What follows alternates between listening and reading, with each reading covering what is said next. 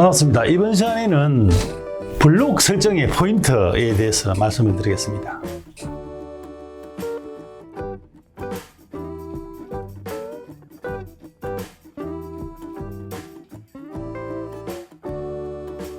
이제 제조기업은 사실은 굉장히 복잡하고 많은 어떤 프로세스를 거치게 되는데, 제조기업이라는 것은 이 부품이라든지 원자재를 입고를 시켜서 완성품을 만들어 나가는 그런 과정이다, 이렇게 보시면 됩니다. 우리가 이제 공정을 진척시켜야 비로소 돈이 된다, 이렇게 말을 사용하고 있습니다만은, 제조기업에서는 이 공정을 어떻게 진척을 시키도록 할 거냐, 이게 가장 핵심적인 포인트입니다. 그런데 우리가 예를 들어서 협력회사로부터 이제 자재라든지 원자재를 가져오는 행위, 뭐 안 가져올 수 없죠. 원자재부터 다 만들 수 없는 거니까. 가져오면 어딘가를 보관을 해야 됩니다. 그리고 적기에 또 생산 현장에 공급을 해야 됩니다. 그리고 설비라든지 사람의 배치도 최저의 상태로 배치를 해야 됩니다. 게다가 생산하는 어떤 부품이라든지 제품들이 자주 바뀝니다. 새로운 모델이 개발된다든지 새로운 아이템이 뭐 나온다든지, 그래서 근무하는 사람들도 자주 바뀌죠. 그 생산 현장은 굉장히 복잡하고 많은 공정을 거치게 되는데, 이런 부분들을 어떻게 하면은 관리를 용이하게 효율적으로 관리할 수 있도록 할 거냐. 그래서 우리는 이 BMS에서 가장 기본인 블록을 잘 설정해야 됩니다. 이 블록이라는 것은 현장을 관리하기 위한 가장 기본적인 관리 단위가 되는 것입니다. 간단하게 먼저 한번 설명을 드려보면, 생산 블록과 자재 보관 블록, 예를 들어서 휴게실 블록, 그 블록은 그 블록에 따라서 관리해야 될 항목이 다르고, 관리해야 될 주체가 다르고, 목표가 다르고, 다 달라지는 겁니다. 그래서 이 블록을 잘 설정해야 된다는 얘기인데, 그래서 블록을 하려고 하는 어떤 그 부분을 보면, 관리를 할 때 가장 기본적으로 사용할 뿐만 아니라 그게 맞는 관리 항목을 설정하고, 관리 책임자를 지정하고, 관리 방법을 정하고, 그 다음에 뭐 블록별로 과제를 도출한다든지, 해야 될 개선 과제를 도출한다든지, 또는 뭐 블록별 평가를 한다든지, 나중에 이제 블록별 그 MTC 관리, 매니지먼트 투어 코스 관리를 한다든지 할 때 이 블록이 가장 많이 활용이 되기 때문에, 처음에 블록을 어떻게 정하도록 할 거냐, 이것은 BMS를 중요하게 전 단계에 굉장히 고민해서 이제 잘 설정해야 되는 겁니다. 물론 블록은 한번 정했다고 해서 변하지 않는 게 아니에요. 그리고 블록을 정하는 대상도 보면 공장의 전체 영역을 대상으로 합니다. 생산 공간만 한 게 아니고, 우리가 뭐 휴게실이라든지 화장실이라든지, 그 다음에 뭐 창고라든지 이런 부분들도 전부 다 전부 다 이게 블록 설정의 대상이 된다, 이렇게 이해하시면 되겠습니다. 지금 현재 있는 상태에서 그대로 블록을 설정하는 것이 아니라, 물론 그렇게 정해도 되는 블록도 있습니다만, 생산을 좀 더 효율적으로 하기 위한 레이아웃 개선 활동을 먼저 하고 난 다음에 블록을 정해 줬습니다. 왜냐하면 블록을 정한다는 것은 그 다음에 이제 관리를 용이하게 하기 위해서 이제 블록을 정하는 것인데, 레이아웃 개선을 하지 않고 이제 지금 현재 있는 상태에서 그대로 블록을 정해버리면, 지금 만약에 어떤 뭐 물류의 이동 문제라든지 관리에 불필요함이 있는 상태에서 그대로 정해버리면 반복적으로 낭비가 재발되는 그런 문제가 발생할 수 있습니다.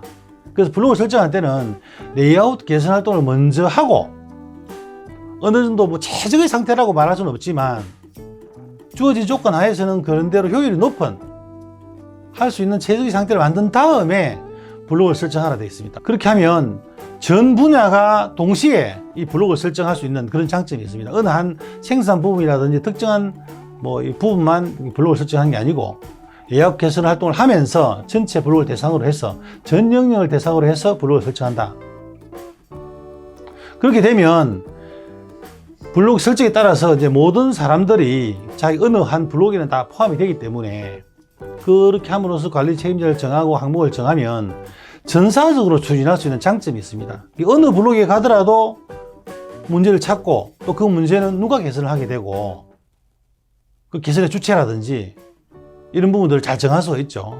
그래서 전사적으로 추진함으로써 이 개선 활동이 활성화될 수 있는 그런 장점이 있고, 블록을 잘 정하면 우리가 가장 기본적인 정리정돈 활동, 안전이라든지 이런 어떤 가장 기본적으로 해야 될 일부터 먼저 이제 개선 활동을 하게 되는데, 물론 나중에 이제 생산성 향상이든 뭐 재고 절감이든 좀 높은 목표를 정해서 활동을 합니다만, 초기 단계에서는 이 블록 설정할 때 가장 기본적인 기초 기반 구축 활동을 하기 쉬운 그런 또 장점이 있습니다. 무엇보다도 중요한 것은 이 블록을 정하게 되면 회사의 어느 한 영역이라도 개선 활동을 하지 않아도 되는 영역이 없다라는 개념이 이제 인식이 되고, 그 개선의 주체라든지 책임감을 부여할 수 있는 그런 장점이 있습니다. 저는 이제 생산 현장뿐만 아니라 외곽에 뭐 어떤 나무가 심겨져 있는 장소라든지 주차장이라든지 외곽에 보통 보면 이제 뭐 설비 보관한 장소라든지 부분 있잖아요. 그죠? 그런 부분들도 이제 블록을 다 설정해서 하게 되는 겁니다. 그리고 뭐 지하실뿐만 아니라 뭐 옥상이라든지 이런 부분까지도 다 이 블록을 정하게 되는 겁니다. 그때 이제 번호를 정하고 관리 담발을 정하고 블록 명칭을 정하고 이렇게 하는 활동을 하게 되는 것입니다. 생산 현장 같은 경우에는 이제 공정의 유사성이라든지 관리의 용이성을 고려를 해서, 어떤 경우에는 블록을 좀 크게 설정하는 경우도 있고, 너무 이제 블록이 설정이 크게 되면 또 관리가 어려운 점이 있을 수 있습니다. 그럴 때는 또 블록을 구분해서 하기도 합니다. 첫 번째로 생산 부분과 비생산 부분은 구분하는 게 좋습니다. 당연한 얘기죠. 생산에서 공정의 변화가 일어나는 공정과 비생산한 부분, 예를 들어 자재를 보관하는 영역, 생산 공정 내에 자재를 일시적으로 잠시 보관하는 경우는 있습니다. 그건 이제 지금 당장의 생산에 활용되는 그런 부분은 생산 영역에 포함하더라도 생산 공간과 비생산 공간은 블록으로서 구분을 하게 되는 겁니다. 그럼 관리 항목이 자체가 달라지게 되는 거죠. 생산 공간은 당연히 뭐 생산성이라든지 설비 고장 시간이라든지 뭐 설비 종합 효율이라든지 이런 것이 나중에 관리 항목이 설정이 될 것이거든요. 근데 비생산 공간, 자재 관리 공간 같으면은 뭐 자재 재고 금액이라든지 정위치라든지 또는 뭐 정량이라든지 이런 부분들이 관리 항목이 되겠죠. 그 다음에 원자재라든지 자재, 완성품 이런 부분들은 구분하는 게 좋습니다. 원자재와 완성품을 섞어 놓지 않습니다. 완성품은 완성품대로, 원자재는 원자재대로, 또는 부품대로.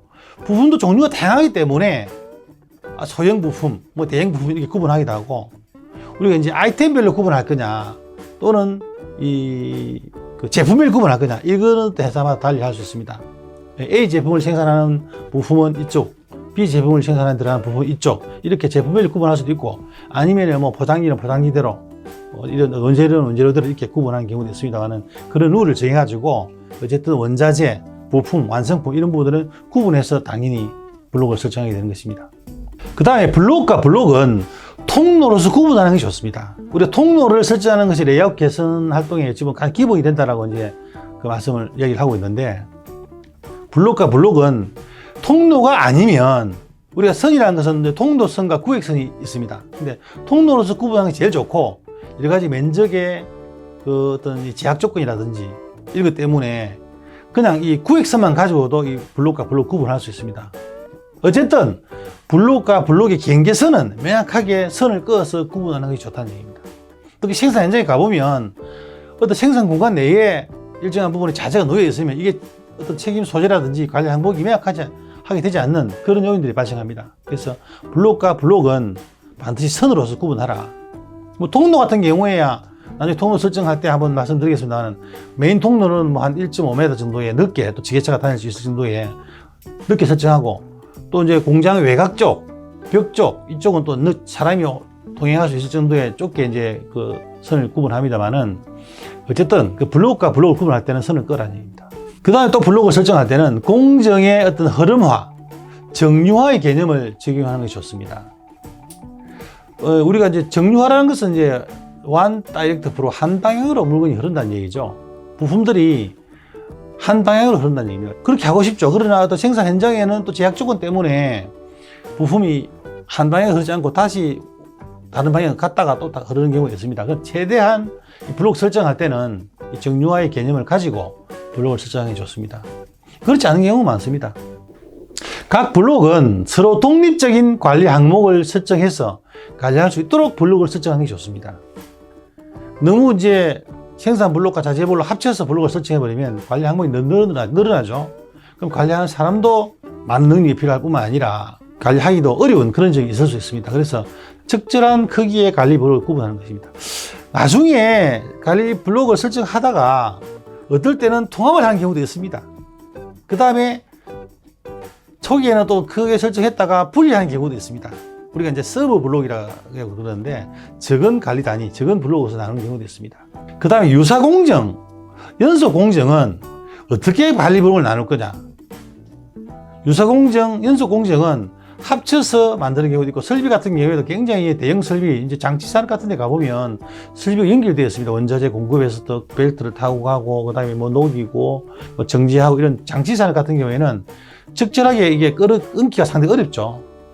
그럴 때는 뭐 그렇더라도 어디까지가 유사한 공정이냐, 어디까지가 서로 이제 그 연관성이 있는 공정이냐 판단해서 적절한 관리 단위로 이렇게 끊어서 설정을 해주면 되는 것입니다. 그 다음에 공정을 통합한다든지, 위치가 변경된다든지, 또는 새로운 설비가 들어온다든지, 또는 기존의 설비가 사용하지 않게 된다든지 하면 블록을 재조정해야 됩니다. 이것은 어떤 생산 분모의 변화, 생산 양의 변화뿐만 아니라 여러 가지 어떤 현장에 개선 활동을 하다 보면 재고가 줄어들 수도 있습니다.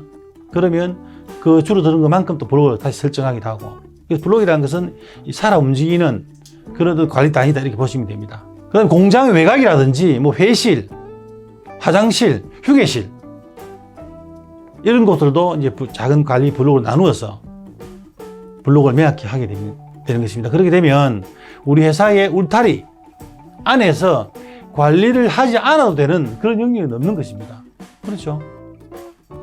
그래서 어떤 블록에서는 뭐 안전이라든지 환경 이런 부분들이 관리 항목으로 설정이 될 것이고, 또 어떤 블록에서는 뭐 생산성 이런 부분들이 관리 항목이 될 것이고, 뭐 출하 관리 블록 같은 경우에는 출하 계획대 실적이라든지 완성품 재고 현황 이런 것들이 관리 항목이 될 것이고, 그래서 관리 항목을 어떻게 잘 나누느냐, 관리 블록을 어떻게 잘 나누느냐에 따라 가지고 굉장히 나중에 효율적으로 이제 BMS를 추진하기 위한 그런 어떤 기초 기반이 구축된다 이렇게 말씀드릴 수 있습니다. 그래서 오늘은 관리 블록의 설정의 포인트에 대해서 말씀을 드렸습니다. 감사합니다.